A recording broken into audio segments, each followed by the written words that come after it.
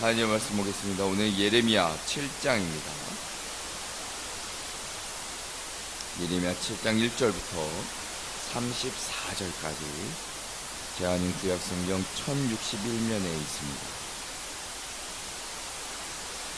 예레미야 7장 1절부터 34절까지를 저와 함께 한 절씩 해석하시겠습니다. 여호와께로부터 예레미야에게 말씀이 임하니라. 이르시되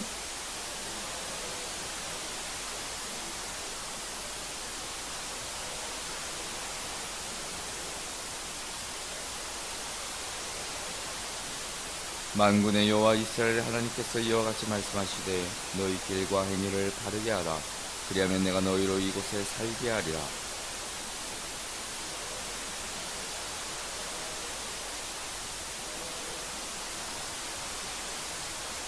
너희가 만일 길과 행위를 참으로 바르게 하여 이웃들 사이에 정의를 행하며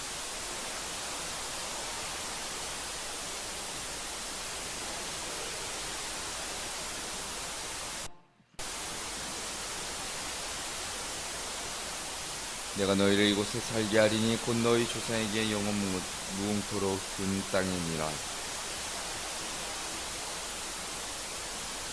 너희가 도둑질하며 살인하며 간음하며 거짓 맹세하며 바알에게 분향하며 너희가 알지 못하는 다른 신들을 따르면서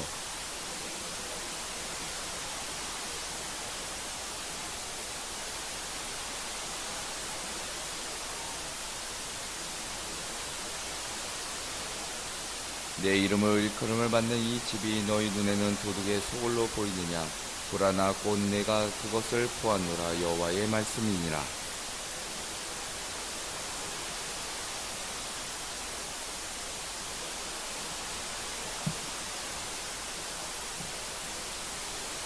여호와의 말씀이니라. 이제 너희가 그 모든 일을 행하였으며 내가 너희에게 말하되 새벽부터 부지런히 말하여도 듣지 아니하였고 너희를 불러도 대답하지 아니하였느니라.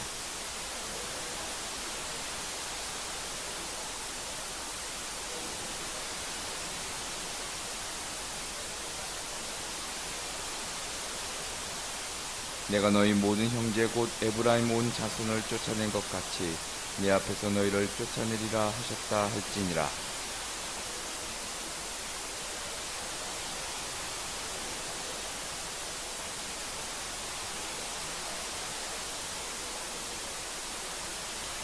너도 그들이 유다 성읍들과 예루살렘 거리에서 행하는 일을 보지 못하느냐?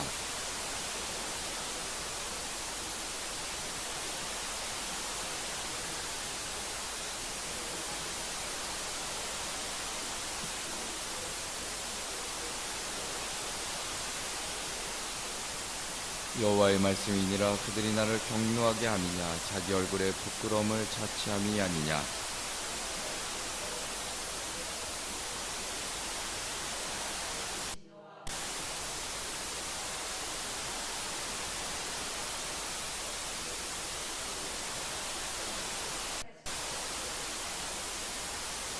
만군의 여호와 이스라엘 하나님께서 이와 같이 말씀하시되 너희 희생제물과 번제물의 고기를 아울러 먹으라.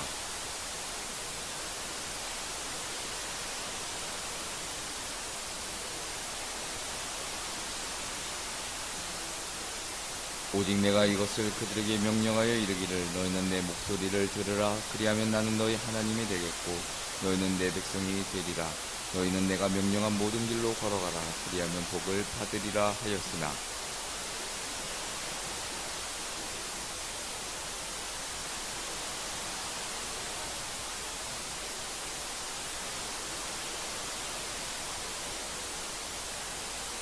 너희 조상들이 애굽 땅에서 나온 날부터 오늘까지 내가 내 종 통치자들을 너희에게 보내되 끊임없이 보냈었으나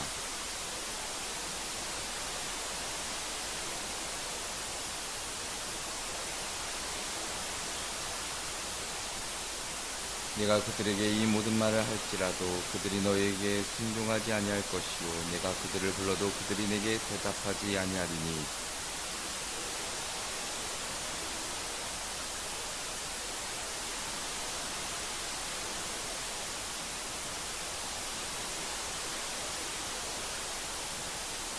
너희 머리털을 베어버리고 벗은 산 위에서 통곡할지어다. 여호와께서 그 노하신 바 이 세대를 끊어버리셨음이라.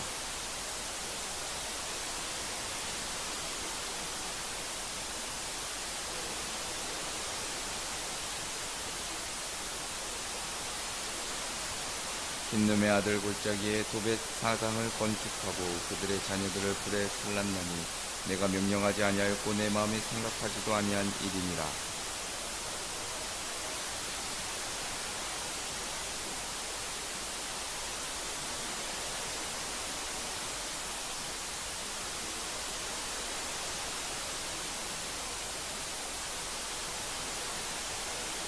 이 백성의 시체가 공중의 새와 땅의 짐승의 밥이 될 것이나 그것을 쫓을 자가 없을 것이라.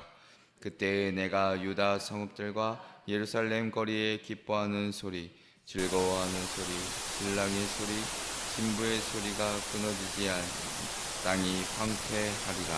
아멘. 할렐루야.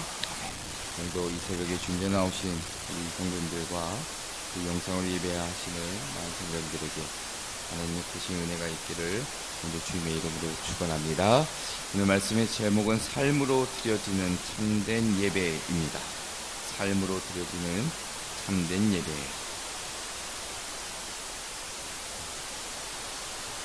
자, 오늘 우리가 함께 읽으신 예레미야 7장은 흔히 성전 설교라고 부르기도 합니다. 이 말씀은 단순한 과거의 외침이 아니라 오늘 우리 교회와 우리의 신앙을 향한 하나님의 준엄한 경고이자 초대이기도 합니다. 이 말씀은 당시 유다 백성들의 입장에서 보았을 때 바벨론의 위협 속에서 늘 불안에 떨고 있었는데, 그런데 때로는 백성들은 그 문제의 본질을, 그 원인을 올바로 깨닫지도 못하고 제대로 바라보지도 않았습니다. 그들은 성전이 예루살렘에 있다는 그 사실만으로 안전하다 믿었고, 오늘 말씀처럼 여호와의 성전이라, 여호와의 성전이라라는 구호를 외치며 스스로를 위로했습니다. 근데 그들의 삶을 보았을 때 여전히 불의는 사라지지 않고, 가난한 자를 늘 억압했고, 무죄한 자의 피를 흘리고 다른 신들을 섬기며 하나님의 마음을 아프게 했다는 사실입니다. 여기서 중요한 점은 예배의 자리에 앉아있다, 그 사실만으로 하나님과의 관계가 온전히 보장되지 않는다는 것을 먼저 우리는 마음에 새겨야 합니다.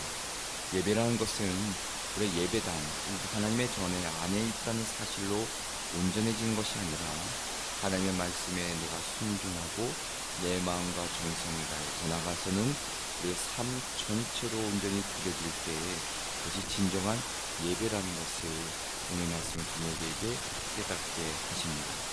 그러니까 예배는 단순한 의식, 어떤 의식, 형식을 의미하는 것이 아니라 그 안에 섬김과 헌신을 포함한 삶의 태도가 담겨져 있어야 된다는 것입니다. 그러나 당시 이스라엘 백성들을 보면 형식적인 제사, 성전의 출입만을 신앙의 근거로 삼았기 때문에 하나님은 그들의 제사를 받지 않으셨고, 오히려 성전 자체를 황폐하게 하실 것이라는 경고의 말씀을 듣게 됩니다. 자, 그래서 오늘 이 말씀을 통해 우리의 삶을 다시 한번 돌아보시면서 우리가 좀 버려야 될 것이 무엇일까, 오늘 말씀이 주시는 은혜가 무엇인지를 함께 살펴보고 기도의 제목을 얻고자 합니다. 그 첫째로는 성전에 의지한 거짓된 신앙을 버리라입니다. 성전에 의지한 거짓된 신앙을 버리라. 자, 오늘 4절의 말씀을 좀 함께 보실 텐데, 4절의 말씀은 이렇게 경고합니다. 너희는 이것이 여호와의 성전이라, 여호와의 성전이라, 여호와의 성전이라는 거짓말을 믿지 말라라고 기록합니다. 자, 당시 유다 백성들은 앞서 잠깐 언급해드린 대로 예루살렘 그 안에 있다는 그 사실 자체로 안전의 보증서로 착각합니다. 그러니까 성전이 무너지지 않는 한 자신들의 삶도, 자신들이 지키고 있는 이 모든 것들도 반드시 지켜질 것이라 생각했습니다. 자, 근데 하나님께서는 그들의 구호, 그들이 외치는 그 말을 거짓말이라 단호하게 말씀하고 계십니다. 그러니까 성전이라는 것, 그 건물이 구원의 보장이 되지 않는다는 것, 그리고 하나님과의 올바른 관계만이 참된 안전의 근거라는 것을 그들에게 일깨워주고 계십니다. 자, 역사적으로도 이것은 매우 중요한 지적인데, 자, 바벨론이 남유다를 압박하고 있었던 그 시기에 사람들은 정치적인 그 위기 속에서도 성전이라는 어떤 종교적인 상징에 완전히 매달려 있었습니다. 그러니까 고대 근동의 문화에서는 왜 그런가 하면 이 신전이라는 것은 곧 신의 거주하는 곳으로 여겼기 때문에 신전이 있는 한, 신이 머무는 그곳, 그 도시는 안전하다고 늘 생각했기 때문입니다. 자, 그런데 하나님은 예레미야를 통해 그들의 생각, 그들의 오해를 철저하게 깨뜨리시는데, 자, 오늘 본문 5절과 6절의 말씀을 함께 보시면 이렇게 기록합니다. 너희가 만일 길과 행위를 참으로 바르게 하여 이웃들 사이에 정의를 행하며 이방인과 고아와 과부를 압제하지 아니하며 무죄한 자의 피를 이곳에서 흘리지 아니하며 다른 신들 뒤를 따라 화를 자초하지 아니하면 내가 너희를 이곳에 살게 하리니 곧 너희 조상에게 영원 무근토록 준 땅이니라 라고 기록하고 있습니다. 다시 말하면 성전이 중요한 것이 아니라 너희들의 삶 속에서, 우리의 삶 속에서 정의를 행하고 이웃을 사랑하며 우상을 멀리하는 그 순종이 참된 예배의 핵심이라는 것을 우리에게 다시 한번 일깨워주고 계십니다.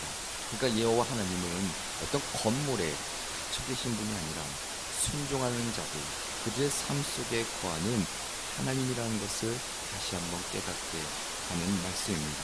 자, 그런데 유다는 성전에서 제사를 드리면서도 성전문을 나가는 그 순간 불의를 행합니다. 9절의 말씀을 보면 이렇게 기록하는데 너희가 도둑질하며 살인하며 간음하며 거짓 맹세하며 바알에게 분항하며 너희가 알지 못한 다른 신들을 따르면서라고 기록하고 있습니다. 그러니까 성전에서 제사를 드리는데 성전문을 나서는 순간 불의를 행하는 겁니다. 도둑질, 살인, 간음, 거짓 맹세, 바알에게 분항하고 알지 못한 신들을 쫓았다 기록합니다. 그러면서도 성전에 와서는 10절에 무엇이라고 이야기하냐면 내 이름으로 일컬음을 받는 이 집에 들어와서 내 앞에 서서 말하기를 우리가 구원을 얻었나이다 라고 외칩니다. 이것이야말로 신앙을 정말 잘못된 신앙으로, 그리고 위선적인 신앙으로, 거짓된 신앙으로 만드는 태도이지. 사랑하는 성도 여러분, 이 모습은 오늘 우리에게 아주 도전을 주시는데, 자, 우리는 교회 건물이 든든히 서 있고 예배가 끊이지 않는다는 그 사실만으로도 안심할 때가 있습니다. 그러나 하나님이 찾으시는 것은 어떤 화려한 예배가, 어떤 외적인 제의가 아니라 삶 속에서 드러나는 진정한 정의, 그리고 사랑, 그리고 정직, 순결이라 할 것입니다. 성전이 무너져도 신앙은 서 있을 수 있지만 삶이 무너지는 순간 신앙도 무너질 수밖에 없다는 것을 깨닫게 해주시는 말씀입니다. 다시 한번 우리의 삶을 돌아보시면 하나님은 우리가 드리는 형식적인 제사가 아니라 삶으로 드려지는 진정한 예배를 원하신다는 것을 잊지 마시고 우리의 삶이 또한 삶의 되시기를 주님의 이름으로 축원합니다. 두 번째는 말씀을 거부하는 완악함을 버리라입니다. 말씀을 거부하는 완악함을 버리라. 오늘 16절 말씀을 보면 하나님은 예레미야에게 충격적인 말씀을 전하시는데 16절에 이렇게 기록합니다. 그런즉 너는 이 백성을 위하여 기도하지 말라. 그들을 위하여 부르짖어 구하지 말라. 내게 간구하지 말라. 내가 내게서 듣지 아니하리라 라고 기록되고 있습니다. 보통 하나님은 선지자에게 백성들을 위해 중보하라 명령하시죠. 아브라함은 소돔을 위해, 모세는 이스라엘 백성들을 위해 늘 기도했습니다. 그런데 지금 하나님은 기도하지 말라 말씀하십니다. 왜 그런가? 그들의 죄악이 너무나도 깊고 그들의 예배가 하나님 앞에서 이미 거짓이 되었기 때문입니다. 자, 17절과 18절의 말씀을 보면 온 가족이 함께 우상 숭배에 동원되는 장면이 기록되어 있는데요. 자, 17절 말씀해 보니까 너는 그들이 유다 성읍들과 예루살렘 거리에서 행하는 일을 보지 못하느냐. 자식들은 나무를 줍고 아버지들은 풀을 피우며 부녀들은 가루를 반죽하여 하늘의 여왕을 위하여 과자를 만들며 그들이 또 다른 신들에게 전제를 부음으로 나의 노를 일으키느니라 라고 기록하고 있습니다. 백성들이 하늘의 여왕을 위해 떡을 만들고 다른 신들에게 전제를 부었다. 온 가족이 함께 우상 숭배에 참여한 모습을 여실히 기록하고 있습니다. 남편과 아내, 자녀들까지 모두가 일상 속에서 하나님이 아닌 우상들에게 그 마음과 정성을 바치지요. 당시 고대 근동 문화 속에서 바알 숭배, 아세라 숭배가 풍요와 자산의 신앙으로 만연했던 것을 반영하고 있는 말씀입니다. 자, 그런데 하나님이 이런 예들을 19절에 이렇게 단호하게 말씀하시는데 여호와의 말씀이 아니라 그들이 나를 경노하게 하느냐 자기 얼굴에 부끄러움을 자취함이 아니냐라고 말씀하시죠. 자, 그리고 21절에서 하나님은 또한 이렇게 말씀하시는데 만군의 여호와 이스라엘의 하나님께서 이와 같이 말씀하시되 너희 희생제물과 번제물의 고기를 아울러 먹으라 라고도 말씀하십니다. 자, 제물을 가져오고 번제를 드리는 그 행위 자체가 무의미하다는 것이 아니라 순종 없는 제사가 하나님 보시기에는 아무런 가치가 없다는 것을 말씀해주고 계십니다. 자, 이어서 22절부터 23절에 보면 하나님은 출애굽 당시 이스라엘 백성들에게 주신 근본적인 명령을 다시 한번 상기시키시고 계십니다. 22절에 보니까 내가 너희 조상들을 애굽 땅에서 인도하여 낸 날에 번제나 희생에 대하여 말하지 아니하며 명령하지 아니하고 오직 내가 이것을 그들에게 명령하여 이르기를 너희는 내 목소리를 들으라. 그리하면 나는 너희 하나님이 되겠고 너희는 내 백성이 되리라. 너희는 내가 명령한 모든 길로 걸어가라. 그리하면 복을 받으리라 라고 기록하고 있습니다. 하나님께서 원하시는 것은 어떤 형식적인 제사보다 내 목소리를 들으라 그 명령에 순종하는 삶을 말씀해주고 있습니다. 단순히 귀로 듣는 것을 넘어 들은 말씀에 따라 행동으로 순종함을 뜻합니다. 그런데 유다는 이 명령을 거부하죠. 24절에 이렇게 기록합니다. 그들이 순종하지 아니하며 귀를 기울이지 아니하고 자신들의 악한 마음의 꾀와 완악한 대로 행하여 그 등을 내게로 돌리고 그 얼굴을 향하지 아니하였으며 라고 기록합니다. 백성들이 등을 돌리고 얼굴을 외면했다. 하나님을 향해 나아가는 대신 자신들의 고집대로 행했던 모습을 기록합니다. 자, 이러한 불순종은 단지 개인의 문제를 넘어 역사를 통해 이어진 집단적 그들의 공동체의 죄악의 모습이기도 했습니다. 25절을 보면 너희 조상들이 애굽 땅에서 나온 날부터 오늘까지 내가 내 종 선지자들을 너희에게 보내되 끊임없이 보내었느니라고 말합니다. 하나님이 끊임없이 선지자를 보내 그들의 잘못을 지적하고 돌아오라 말했지만 백성들은 듣지 않고 목을 곧게 했음을 고발하는 말씀이기도 합니다. 그 결과 하나님께서는 예루살렘과 유다 성읍들의 심판을 선포하십니다. 기쁨의 소리가 끊어지고 땅은 황무지가 되지요. 예레미 시다의 경고는 단지 과거의 사건이 아니라 오늘 우리에게 주시는 하나님의 음성입니다. 하나님은 어떤 화려한 예배 형식이 아니라 우리의 삶으로 하나님의 말씀에 순종하며 정의와 공의를 지켜나가기를 원하신다는 것입니다.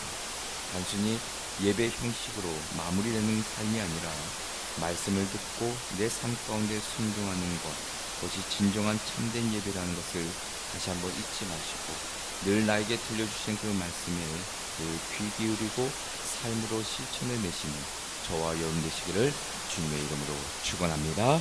끝으로는 우상에 빠진 패역한 삶을 버리라입니다.